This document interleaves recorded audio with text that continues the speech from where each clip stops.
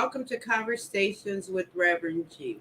I am Reverend Grenetta Mason, aka Reverend G, and I'm here every Monday night bringing you conversations with guests from all walks of life with different perspectives. We get together and we talk about life, we talk about love, and we talk about spirituality. We talk about spirituality from a practical point of view.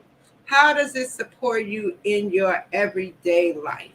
With so much going on and so many things that we encounter every single day, and life right now is just amazing because every day you wake up and there's something different we have to look for. And what we're looking to do is support you in finding things that will help you find peace. I talk about the spiritual toolkit, and the spiritual toolkit is comprised of the practices that support you when you need clarity, when you're feeling down, when you're depressed. What practices do you have at hand that support you? So, my guest and I, we talk about our practices, we share, and we hope that some of the practices that we have you can use. We talk about current events, we talk about resources. We're here to really support you in living your best life in joy with grace and ease. You can find me every day on Facebook as Reverend Grenetta Mason and on Instagram as Rev Grenetta. I have daily inspirational messages to support you during the day when you need a moment, when you need to have some sense of peace or just to relax from the whole stress of the day. Tonight, I have a really special guest, a friend from a long time ago, and I'm so excited when I can reconnect with people that have been a part of my life. Tonight, I have Lauren Pat Holloman Lamel from so many years ago, and I'm excited to have her here. She is currently an elder and she works counseling for housing. Hey, Lauren, come in and tell us what you do. I felt like I was like, blah, blah, blah, blah. She's out there, and I wanted to say Epic Church International, right? She's an elder at Epic Church International, right? And I know that you're involved with your church, and there are a lot of different aspects to what are you doing. So introduce yourself. Tell us a little bit about you. Okay, well, first, it's so great reconnecting with Reverend G, as she is now called. 5 decades ago, she was called something else. She had, she had a nickname. Um, and so over the years, we've all had different paths to travel. Um, so I currently live in New Jersey. I'm very active in my church. Um, it's something that has really helped keep me focused and on track because without God, there's nothing.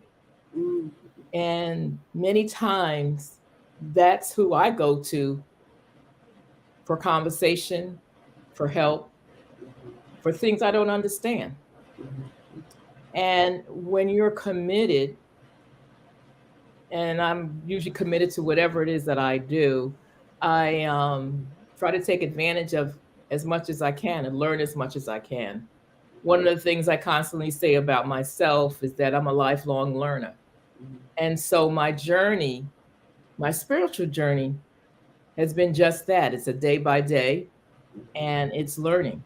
And I love working with people. And so this makes me feel good. So I feel like this is my calling, if you will. Um, You know, it's for me. You call yourself an elder, right? And I know that in the church there's a certain structure how you go to the church and you become, the wise one, the elder. Talk a little bit about your journey to becoming an elder in your church. okay. Well, I grew up in the church. I grew Mhm. up in a Lutheran church initially, and then a Baptist church, and then I left for about 30 years. Mm, mhm, And Because a lot of times when you're young, you're idealistic, and then when you see things happen that don't fit the mold that you believe or that you've been taught, it's a turnoff. And so somewhere 30 years down the road, I felt like I needed um, more guidance.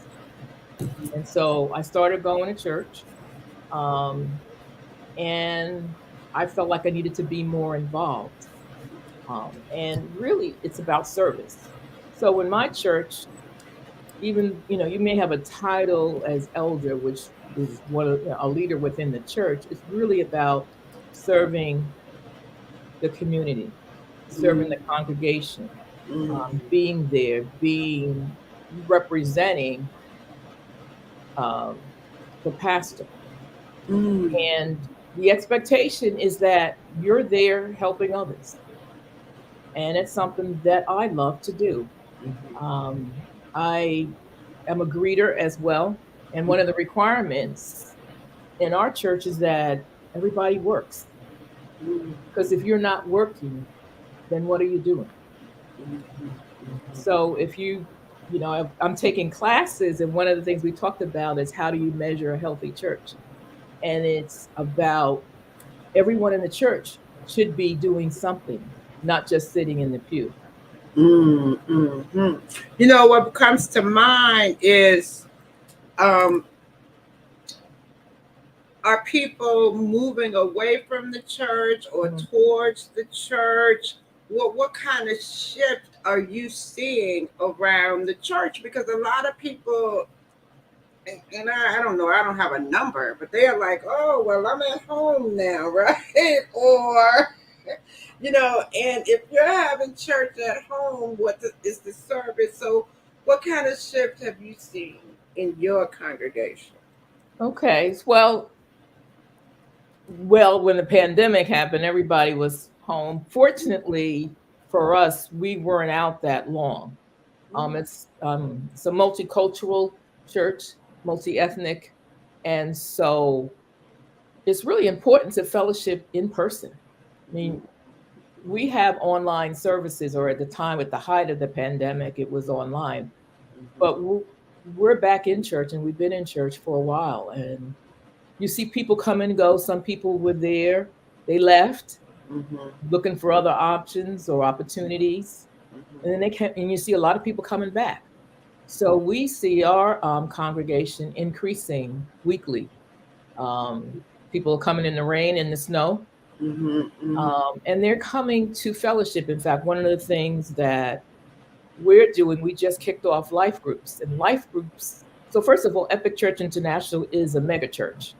Oh, okay. And so we have kicked off life groups. And what that is building relationships with other members within the church.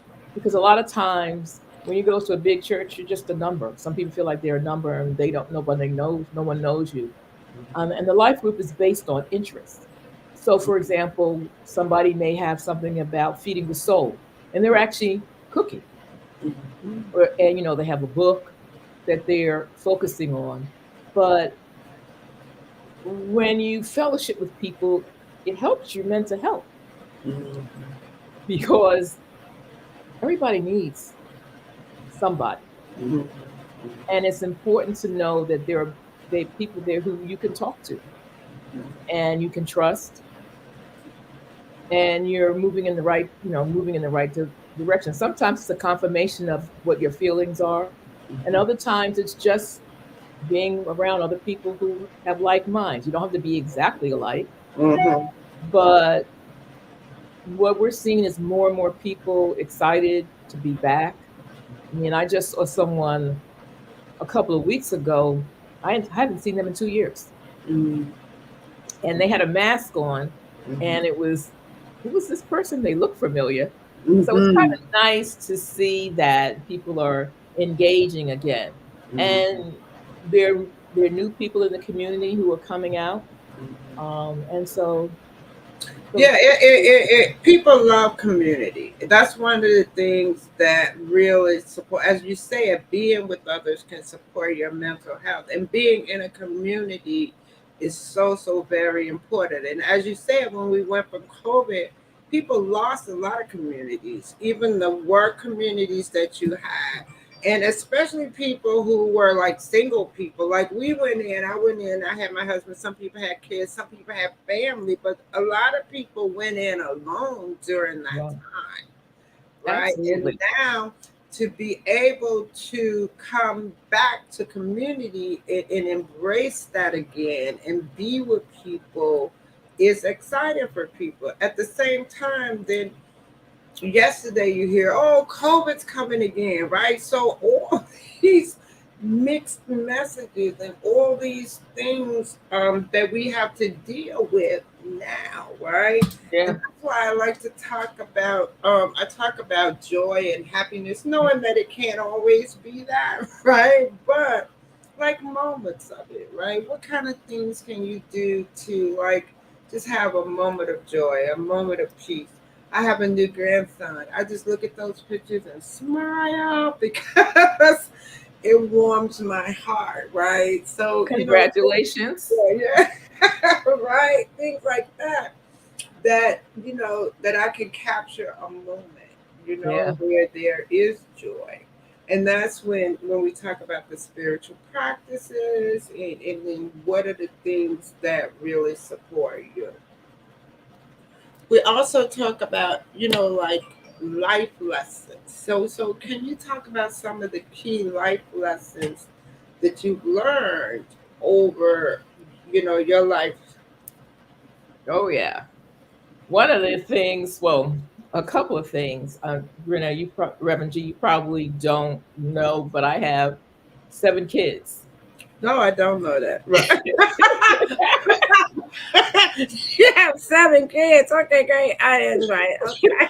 And so they are all my joy. I have 6 grandkids, and they are all my joy. During the pandemic, 2 of my kids came back to live with me because Mm. I too was single. I had a dog, my joy as well, Mhm. and just being a part, it is helpful. I also was able to reconnect with family members that I never knew I had, and so just again, it's all about fellowship, spending time with other people, learning about people, being open, listening, not judging, but listening, and being able to step back and appreciate the differences.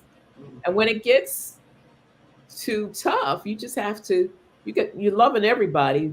But a quote that one of my pastors says is, you gotta love everybody, but sometimes you gotta love people at a safe distance Mm. Mhm. because they're toxic. Mhm. They're toxic for you. And Mhm. so you have to be able to set boundaries so that people don't take your joy. Mhm. A lot of times you can see them a mile away and you're like, okay, time for me to back up. Time for me to get into the word, or time for me to listen to music because I love all kinds of music. Time for me to dance. Um, I take jazzercise and love the music. And so for me, that's what really helps keep me focused, and calm, and able to talk to people who may not always be on the same path, or they have different ideas about how things work. Some of that is because they may be limited in their own exposure, and so therefore it's difficult for them to see any other way. Yeah. Mhm. Mhm. So Yeah. I'm just still sitting here, 7 kids, right? I have 1 kid and 1 grandson. right, so it's blended family, Okay. and uh, I have 2 biological and 5 bonus kids. Okay. Right. Mm-hmm. I always wanted a daughter, but never had one. So, as through marriage, I wound up having 2 bonus daughters, and it's great. It's the best thing ever. Do we Mm-hmm. have our differences? Absolutely, Right. absolutely. Because we know when we marry, everything. whatever goes along with them. May be Mhm. different, but we just keep we keep the relationship going as best we can. And then my three bonus sons, one came into our life at 22. He's now 50, calls us mom and dad. Mhm. And so we provide as much support as possible. Mhm. 'Cause his background is different. He was an abused adopted child. Mhm. And so just learn and always wanted a family. So Mhm. we opened up our home and he's still involved. In fact, he was one of the kids that came home during Mhm. the pandemic. Mhm. That was good that you were able to spend time with family during Mhm. that time. Because how long have you been divorced? You said you were single. Yes. So I think it's 8 years now. Oh, okay. Yeah, it's about 8 years. Mhm. And prior to that, we were one big happy family, always getting together for a holiday. So it was tough for the transition, Mhm. um, because you're accustomed to just whether Thanksgiving, Christmas, all the holidays. Because it Mhm. was so many of us, we Mhm. kind of never got invited out per se. So Right, right. Because you had enough. You had a whole tribe yourself. Right, yeah. So, right. I mean, we would have sometimes we'd have 24 people, 30 people for Thanksgiving dinner. People would come to Mhm. us and we just opened up our home. Mhm. So Mhm. that so That that's is. what keeps me going. And the fact that even though um the family is not what it used to be, but I try to stay in contact as much as possible with Mhm. all the kids. Mhm. That's good. That's really cool, and I'm sure they all appreciate all of that. Mhm. Um, at, I also know that um, you've been retired like 15 years from corporate, right? What was Yes. the transition from like corporate, where we all were, in these past 15 years to where you are professionally? Okay. So I retired as a corporate controller from Johnson and Johnson. I spent about 22 years with them, and prior to that, I worked at Revlon in New York. So it was different. I think the big question was, why are you retiring? What are you going to do? Because I've always been so active, so running around behind the kids with all their activities, and then trying to maintain the professional profile. um, but I just took a break. One of the things I did to help prepare me is I became a certified coach. I thought that that was a business I was going to do, but that wasn't my calling. Mm-hmm. But you never know. So it was more trial and error. Mm-hmm. One of the other things is that one of the ministers at the church knew I was retiring and said, "We need help. Can you come help us?" Mm-hmm. And initially started as volunteering. And then over time, I actually started receiving some pay. But again, working with people, working with numbers, it was right up my alley. Mm-hmm. Took up other things. I started playing golf because when you incorporate with kids, you don't have time for golf. Right. So so I started playing and started traveling. Mm-hmm. And the nice thing is that if you invest or you think about it, at least that helps. You have other people, other friends who were retired, so you take trips or Mm-hmm. whatever. But I've always been busy. So sometimes I know when I first retired, everybody wanted you to be on their board. Mm-hmm. And so you had to like stop. Do I really want to do this? Do I have a passion to do this? And you had to learn to say no. It's like, nah, or I'll do it for a little bit and then I would find something else. But that was a challenge. It definitely was a challenge. But when you have as many kids and grandkids I have, they fill up the time. So now Right. you're not running behind and just exhausted all the time. Mm-hmm. Because when you're working full time and you're a full time parent, you're exhausted all the time. You don't even know how you did what you did. Mm-hmm. So that's been again, if I see something I like, I look at it, I study it, try to apply it. And then something happens and it's like, okay, I know that, and then I move on to something else. Mm-hmm. So I constantly I feel like I have to constantly learn. Mm. Is there something new Update, I can right? learn? And Always. it's like you got to reset. Mm-hmm. Okay, so I'm not doing that. So what am I going to do? I mean, it's interesting. As soon as I retired, my daughter said, "So how many days are you going to watch the granddaughter?" Right, right, Yeah. right. So it's like 2 days Mm-hmm. That's it, right? because when you work in corporate, you work more than 8 hours. Sometimes it's 12 hours in finance. Even though I worked 22 years with J&J, because of closings, year ends, forecasts, you some couple of times I worked at 3 o'clock in the morning and Mm-hmm. came to work the next morning Next morning, or right? the same morning. Mm-hmm. Um, Mm-hmm. and so I've never, every now and then I feel bored. And then I pick up the phone and say, okay, what else can I do? Because I know a lot of people, retirement scares them because they think, oh, when I retire, what am I going to do? Why would I retire and not have anything to do? So we always talking about, and I'm thinking about too, um, setting yourself up for that, right? And Right. not being afraid to step out and think you don't have anything to do because there's so many different things. Like you said, there's always something to do. And Right. Yeah. um, just embracing it because we, like you said, working 12 hours a day, all that we did, all that corporate working to the bone, right? And I know you, Yeah. Absolutely. The but other thing, the other thing I was doing while I was working is I also was on our local school board. hmm. So that was an elected position, and Oh, okay.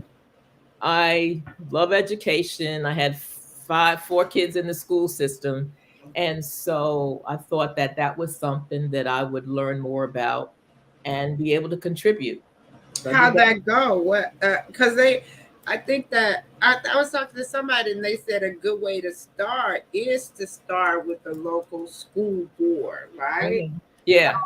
Yeah. Well, some people they in New Jersey they have these things called homeschool associations, which are synonymous with PTAs in New York. I don't know if they still have PTA, parent teacher associations. Mm-hmm. Um, but what happens is there are 9 members on our board or on the board here, and you're supposed to be on 3 committees. And it ranges from policy to budgeting Mm-hmm. and everything in between, building. And so, believe it or not, I was relatively new on the board, and I became vice chair of the board and president of the board. Mm-hmm. Did But you find that you really made a difference? oh yeah, yeah. Mm-hmm. What happens is because everybody is changing, there are a lot of parents who have a lot to say and they want to say, and so we change different policies. We did things like holidays. People wanted to know, well, what kind of holidays we're going to have. What kinds of things can we teach in the classroom? At the time, our board did not get involved in trying to change curriculum. We Right. And recommended the book things thing, for the whole thing eliminating about, books, yeah, the book, things like that that. whole No, no, thing, no. yeah. You did. That was not that was not our role at all. So Mm-hmm. it's a little scary Mm-hmm. when we have people wanting to eliminate books or eliminate learning.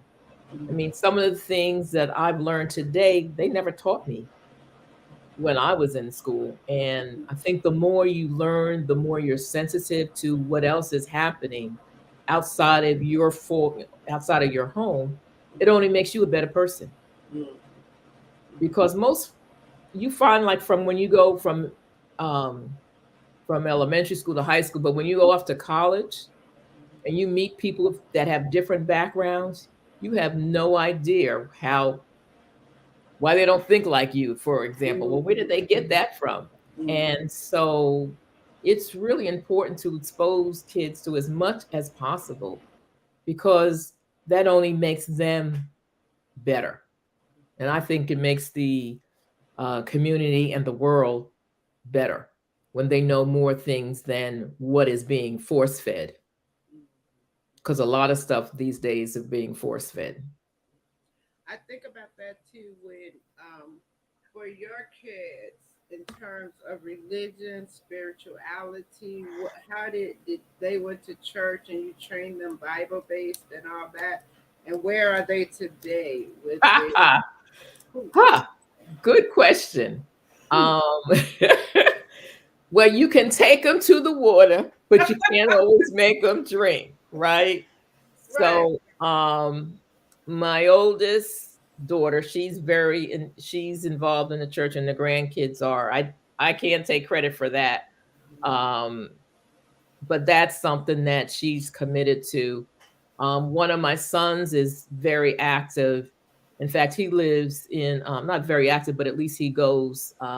He lives in Manhattan. He goes to Corinthian Baptist Church. Yeah, I love that church. First Yeah, so I was excited, and Corinthians. the others not so much. And Mm-hmm. I think that's what happens. And I know I left after a certain time because I wasn't getting fed. I think it's important where the church is relevant. Right. And once that happens, I mean, sometimes it's like when you have kids, you're like, oh, well, I think I need something else to provide or to give Mm-hmm. them some options. But in this day and age, you just don't know what to believe, to be quite honest. And there are people who say they are Christians, but they're not walking the walk. They talk the talk, but they're definitely not walking the walk because we know that God is love. And so when we see people doing things that are mean spirited and claim they are Christian, you have to wonder. Yeah. Yeah, Yeah, you have to really start to question a lot of it, right? absolutely.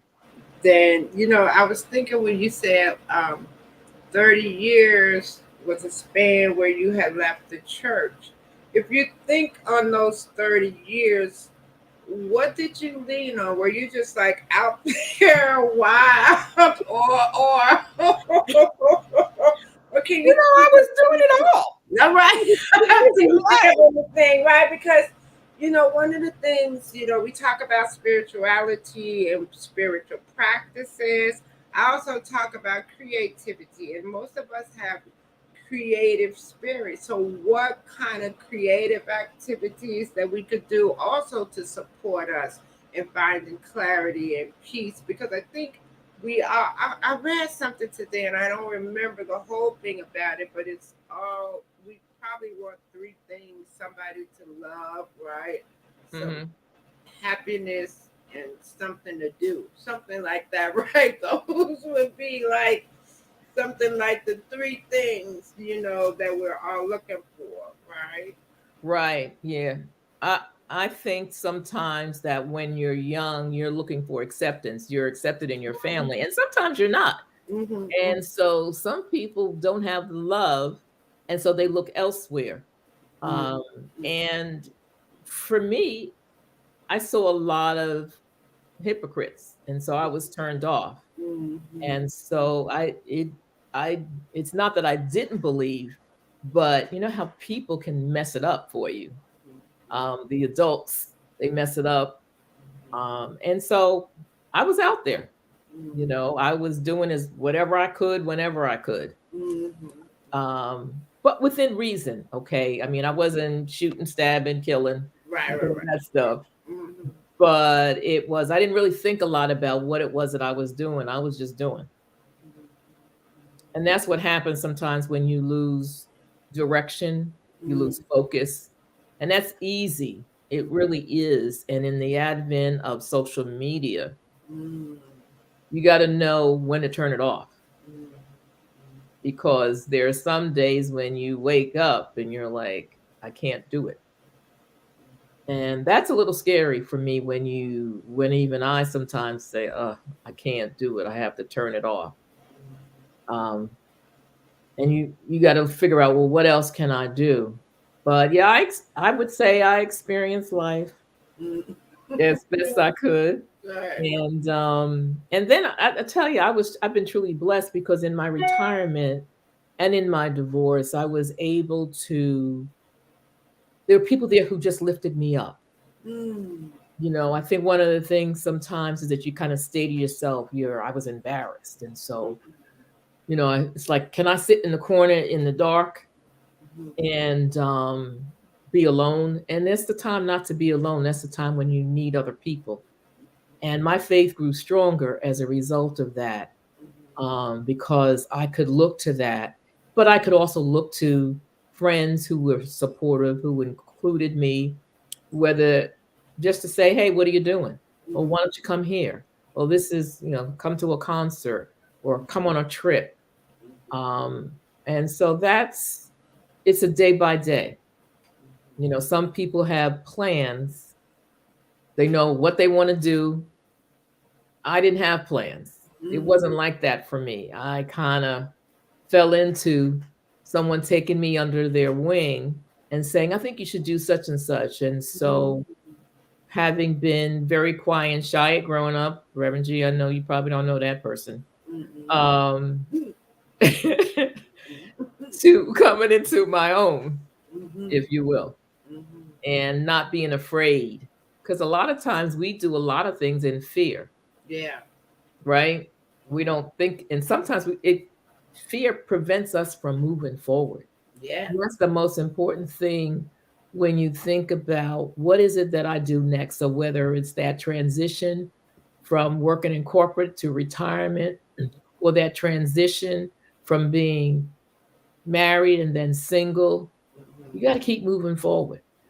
You can't just stand still and expect stuff to happen. You're quiet sometimes, you listen, but then you got to move forward, Mhm. because when you don't, that's when you can get depressed, Mm. And right? yeah, and Yeah. today like is World Mental Health Day, right? And I Hmm. just wanted to acknowledge that, just being aware of the mental health issues, just no, and even now, as I said, mental health has always been there, but with COVID, with everything that's been happening, we're finding more and more people who are I can't hear you. more and more people speaking out about their depression. Can you hear it now? It's getting lower and lower. What the sound is going down? I think my mic is Okay. the Yep. same. That's better. Okay, great. People are look now. I'm trying to scream. Can you hear me? I, I can hear you now. People are more and more people are depressed, right? And what's good about it is that people are they're speaking out. Hmm. I can't hear you.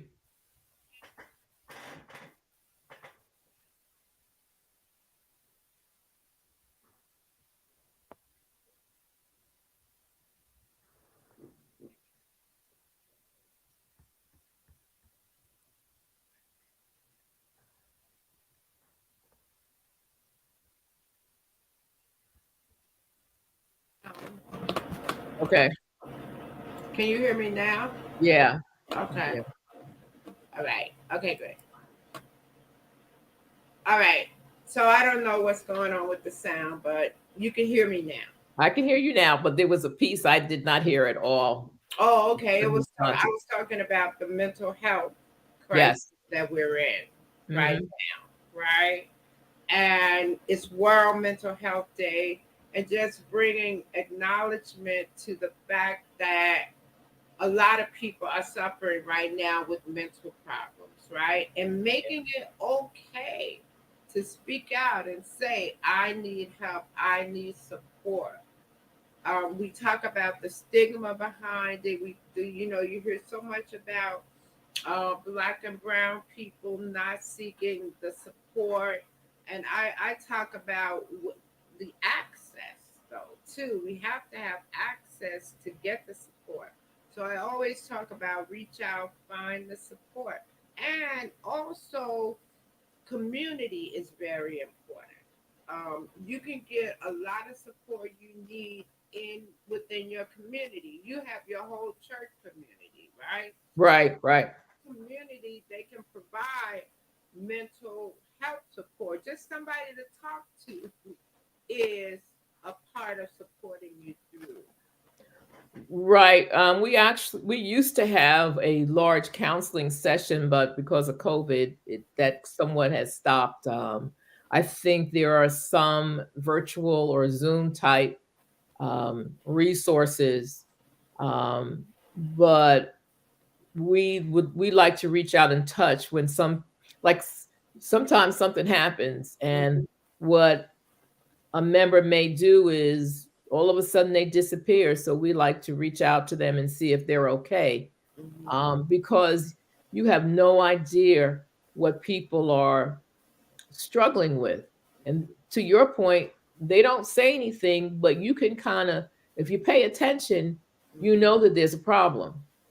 And I find that in my role as greeter, people will come up to me and I'll say, "How you doing?" And then Tell you. they're share. So I'll stop and I'll pray with them and try to encourage them as much as possible, because that's why we're here.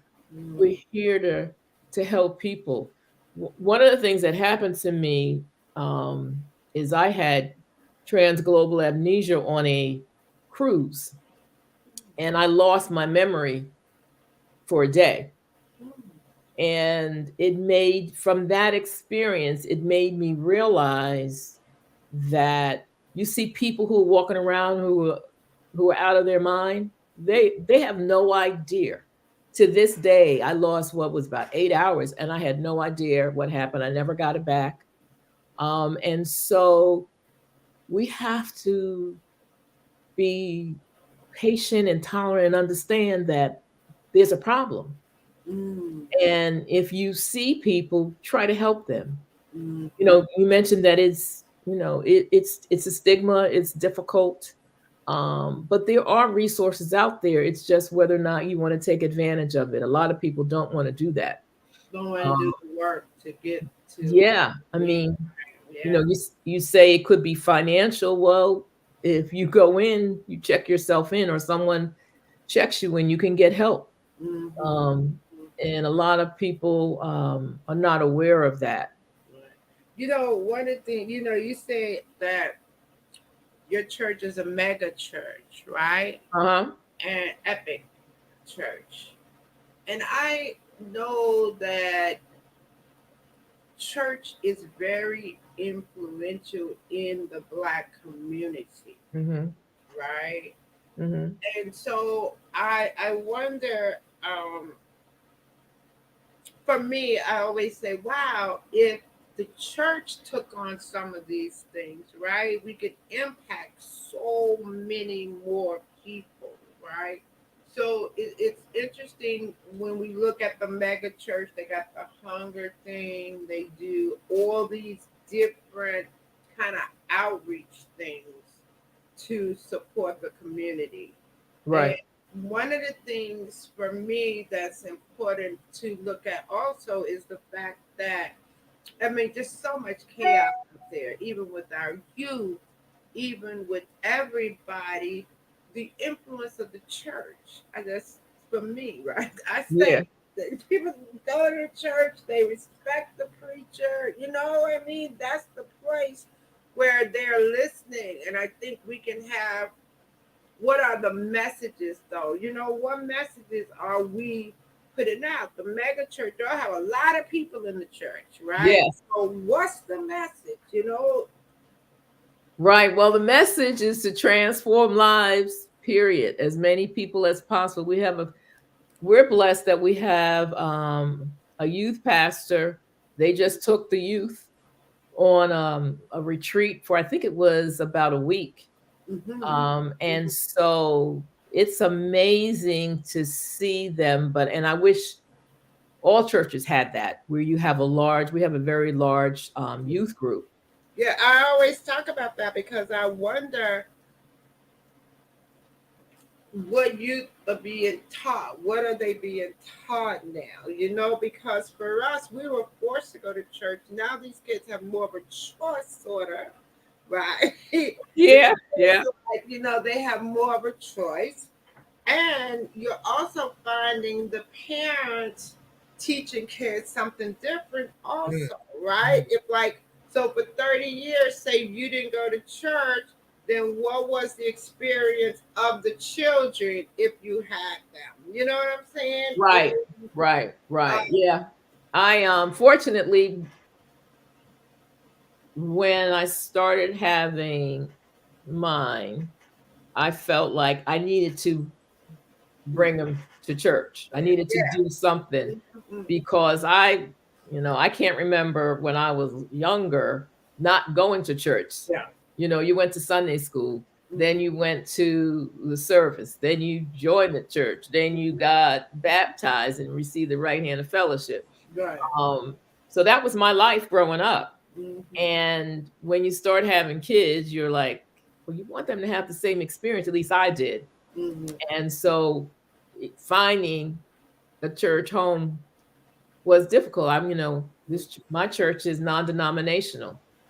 And in my readings and studying, you realize that the first church was non-denominational. And Mhm. you have all these traditions and you're like, well, where did that come from? Mhm. And so the youth are being taught the truth, the word, Mhm. but how they have Friday nights that they get together. They play games.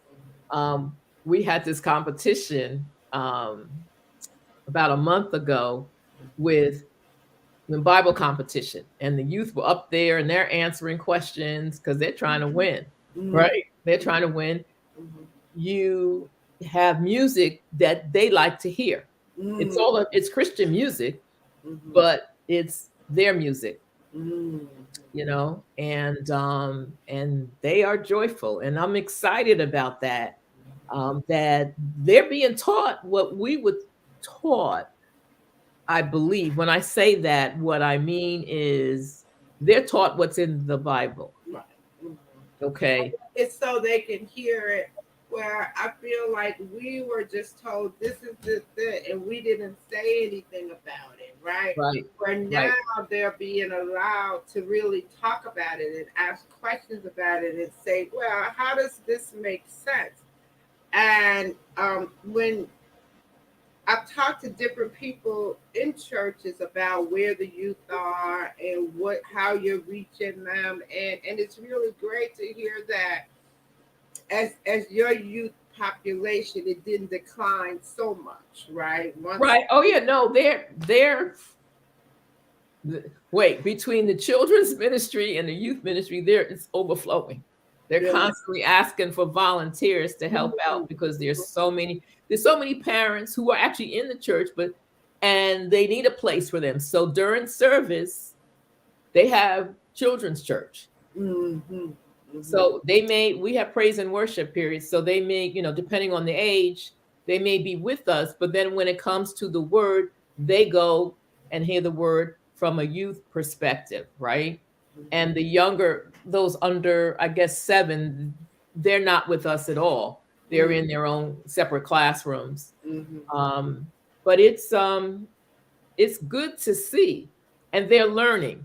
Hmm. One of the other things is that when we were growing up, there was just the King James version. Right. And We didn't. it's like I couldn't get past the these and the thous to know Right. what was being said. Right. Right. And so you have different versions now that speak our English versus the King's English or whatever. Right. So it Exactly. makes a lot more. It makes a lot more sense. And then you have the interpretation. So you have the Amplified Bible, which kind of gives you more, or you have the Message Bible that gives you more. Like, what are they really saying? Hmm. So that you can truly understand what the word is, because it's not that difficult. Right. Okay, it really isn't. It's just, are you open to it? Hmm. Hmm. Yeah, because I'm doing a Bible study class on Wednesdays with my brother and sister and daughter, and it's really opening up uh, my eyes also to different things in the Bible. I didn't really study the Bible. I read the Bible when we grew up and in church, and you go every Sunday and you read what they say. But what does it look like to study it, embody it, and then really practice the things that Absolutely. that the Bible tells us to do. So if for me, it's like when people say, like my brother said, the only book you need is the Bible, and it'll tell you everything that you need to do. Well, I won't say it's like the only book, but I'm starting to appreciate it from a perspective of guidance. I'm trying to Yes. appreciate it from the perspective of how to live a Christ-like life without rejecting the whole religion of Christianity because of the hypocrites and because of the people and whatever reason we would have, but to understand it as you said, as love, as um compassion. Right. All Right. of that is a part of the word, and all of it really does show you how to live your life. So I'm finding it very interesting because some parts of it, we would think where God was just like fire and brimstone, and read some of that. But then, with as you said, the new interpretations and the way we can now relate to the word as opposed to the King James version. Because I laugh because I couldn't even pronounce a lot of those words in the King James version. Right. So, so it's like really you would get stuck on whoa trying to just pronounce the The names. names, Right, the exactly. countries. The countries, all of it, right? Right. So it is really a different perspective and understanding it as a way of living. And Absolutely. because I study all religions, they all have a way of living, right? Oh, okay.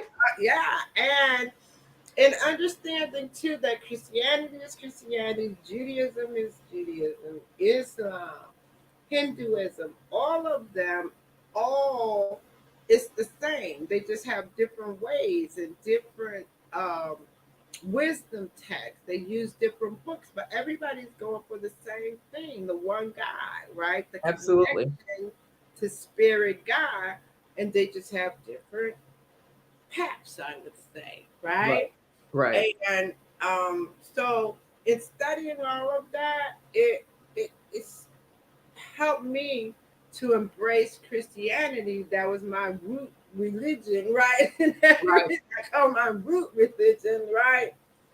But seeing all of them helped me to understand Christianity in a different way and embrace it even more than I had before. Right. Yeah. One of the things, kind of like my ahas, is that you don't think about it, but Christianity was formed by Jews, Mm-hmm. right? Mm-hmm. But you don't think about it that way. Right. In No. fact, the Romans thought that Christianity was a subset of the Jewish faith, if you will, right? Mm-hmm. And so when you keep that in your brain, you're like, oh, okay, so this is what, this is why certain things happen. Or, you have to remember that he didn't want to punish people. They just didn't listen. He had a Mm-hmm. plan for them. Mm-hmm. They just wanted to do their own thing, Mm-hmm. and then they had all the rules. Like who could follow those rules? So he said, what was the one rule? God is love. Right. That's it. That's all you need to know. And that means if you're loving people, you're Mm-hmm. loving them. You're treating them good. You're treating them well. Mm-hmm. Mm-hmm. But it's again, it's tough in this world when you see people not doing that and calling themselves believers. Mm-hmm. So that's always, that's I try to keep my head down. Like, let me go. That's not it. Oh, no. So Mm-hmm. it's hard. It's Right. hard. And not get And caught up in all that. And really try to teach the kids, right? Really try to even be an example for them, even to show them. One of the things that I've been working on in my spiritual coaching and my coaching is um, not living your life with grace and ease, I say, right? mm, And not like the whole running up on everything, the whole like race that we're in, Hmm. right? How to pull back from that, right? And to say, evaluate how you want your life to be, and then gracefully move towards that, right? Right, right. We are taught that in any way, right? Because we're so the go get 'em, right? And especially in New York, we're about getting it, right? Yeah, I had to adjust when I left New York because I drove like a New Yorker when I left, and never, you didn't let people in, and you just kept going. So it's funny when I'm in New Jersey, although they cut people off, or they don't let people in. I try to. I think some of my surroundings. My ex-husband was from Georgia, and so I tried to. I picked up some of that grace, for people. When I go to New York, I go back to that. Oh, you know, way, right? I drive this, the way I was taught. Mm-hmm. My dad used to say, you gotta be definite about whatever it is. Don't hesitate. Just be definite. Mm-hmm. And so it's important. It is important to live gracefully because we're all going to get there. Mm-hmm. We're all going to get there if we show the love and the grace, Mm-hmm. because you never know who's going to be there to pull you, because you need people to pull you. You can't do it on your own. And I think that's the thing that people don't recognize, that they think that, oh, I can do it on my own. Maybe not. Right, and people are used to asking for support. They would just try and go so hard doing it on their own rather than just asking for support. If you ask, it will be given to you. That's But people right. find it very difficult to ask for support. But we're so used to, like, in this individual race, right? And yet we say we want community, we love community, right? So then how do we embrace all of that? Being in community, being with like minded people that will support you. And I think it's important. I think community is one of the key important factors to supporting you in living a life you love and finding the peace, right? Right. Absolutely. Community is family, church, whatever groups you're in, friends, people who support you. You know, I think community makes a huge, huge difference. Yeah, and it's important to tell people what you're doing too, because you'd be surprised. There are people who may know of another way, of a better way, or a resource or whatever. And Exactly. many times we just go tunnel vision. This is what I'm going to do. And we don't look around to see what else is available. It doesn't have to be as difficult as we may think it is. Right. Oh, just came to mind. You said resource. I want to talk about your role as a HUD housing counselor. Yes. What do you do with that? And can people come to you like first time homeowners? Tell me what's Okay. Okay. your career? So, HUD decided that they wanted to upgrade counseling, so they made us take an exam. So we're certified, um, and so I would do counseling on first-time home buyers, Mm-hmm.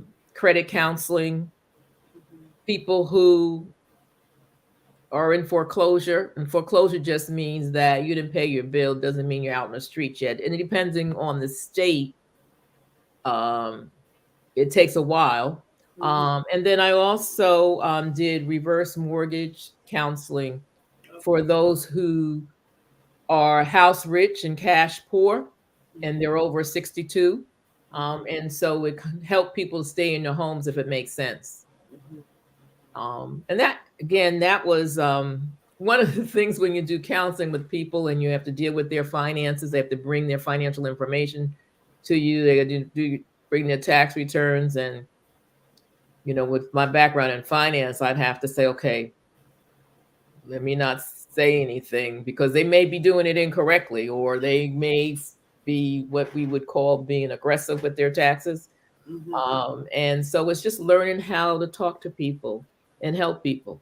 So I did that for about, so our agency, our Community Development Corporation, just closed down after 22 years. But there are other resources out there, and people. Our agency was on the list, so if you went to buy a house, it would say if you need counseling, we would get the calls for that. Um, Lenders would recommend us to people who were having problems as well. So they give them a list, and then they would pick a list. And because we were a faith-based community development corporation, many people would come to us because they felt that we would give them the proper guidance. Sometimes they would ask you to pray with them, but that's not what our focus was, to be quite honest. But it was, for me, again, I like to help people where I can. And so in the moment, you do whatever you need to do to help others. So this was a part of your church. Yeah. Okay. So we were separate. Mm-hmm. We worked in the same building, so it was I guess you could say it was part of our outreach, because we could reach into the community. A lot of people came back to the church. People You said faith-based. That's why I was saying. Yeah, absolutely. Yeah. So we were faith-based. So it's not like we were trying to make money off of people, because that's the biggest issue. People think that, oh, you're just telling me a line, or you're not going to help me. And we would actually, whether we needed to call the lender to help because the lender was acting a little crazy. Not everybody is proficient or expert when you talk to them. And so it was helpful when they would talk to us, that we would try to get things done. And the same thing, we also had resources for people who could get funding or monies for down payment, the down payment assistance. Did you work just for your people in your church? Or no, it was for quite honestly, my church is located in Middlesex County, but we had people from all the counties that would come. And this is a free service, you guys? Yes. Yeah, it's a free service. So we got a lot of the how we were paid was basically through the federal government. The federal government would give money either directly, but most times there would be a state agency or a community-based agency that would have funds, and then they would pay for our counseling, and then we would provide free counseling. And I think a lot of people were surprised. I mean, what are we, what's the fee? Since there's no fee. So our agency, we didn't charge anything. So we're getting close to the hours up. What would you say are your top 3 spiritual practices that support you in your day-to-day living? Top 3.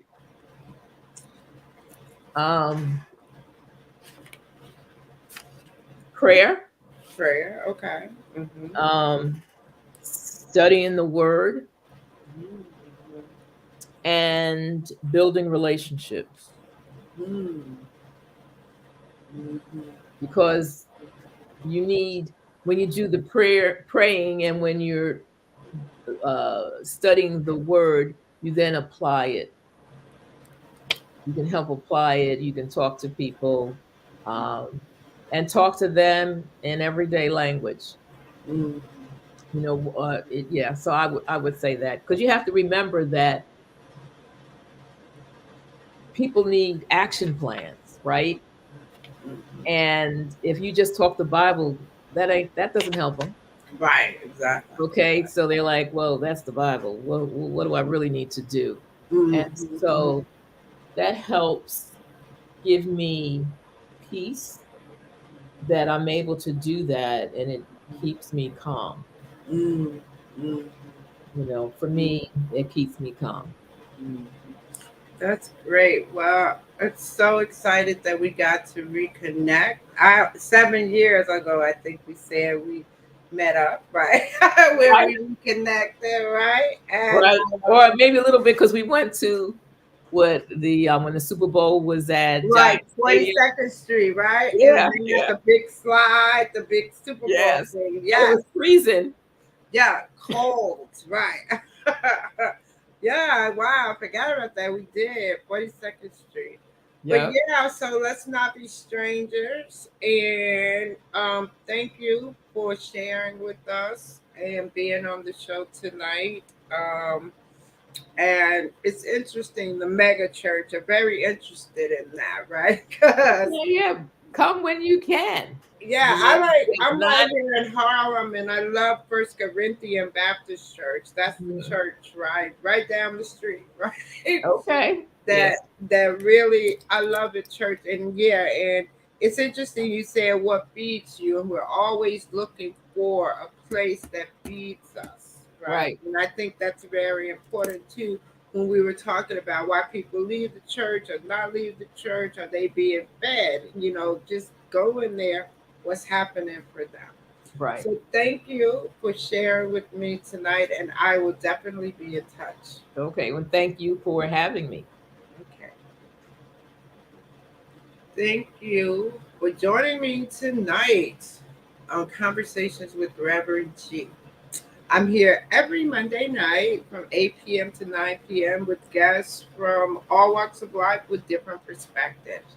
And we talk about our spiritual practices, and we're here to support you in living your best life with grace and ease. You can find me every day on Facebook as Reverend Grenetta Briggs Mason and on Instagram as Rev Grenetta. Have a great week and join me next week again for Conversations with Reverend G. I'll see you then.